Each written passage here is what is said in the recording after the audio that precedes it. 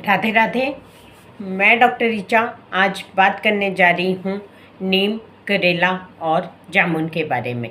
कि नीम, करेला और जामुन, इनके औषधीय गुणों के बारे में बात करने जा रही हूँ। तो आइए बात करते हैं। सबसे पहले हम बात करते हैं जामुन के बारे में। जामुन जो है यह औषधीय गुणों से भरपूर है और यह पित्त दोष को शांत करता है। तो आइए जानते हैं कि इसके औषधीय गुण क्या क्या हैं।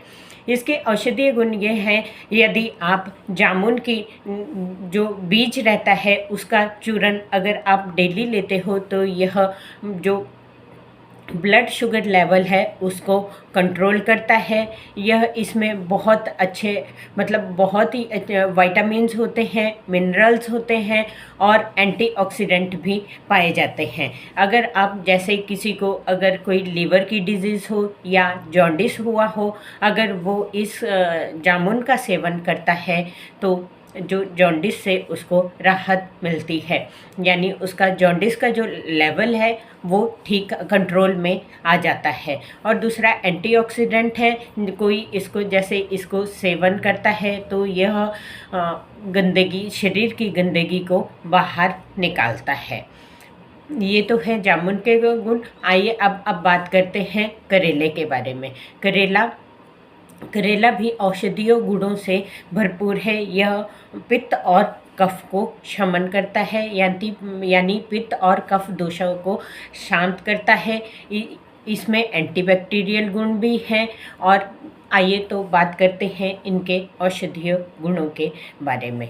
वैसे ही इसका जो रस है करेले का वो कटु रस है, यानी कि कड़वा नेचर है और इसमें रुक्षता पाई जाती है, यानी ड्राई इन नेचर है। अगर आप इसका सेवन करते हो तो यह भी ब्लड शुगर लेवल को कंट्रोल करता है। दूसरा, जो पेट में कीड़े होते हैं उनको ख़त्म करता है। और दूसरा, इसके जो कटु रस है यानी कड़वा जो इसका टेस्ट है उसके कारण मुंह पर पिंपल्स नहीं आते हैं या पिंपल्स को साफ करता है।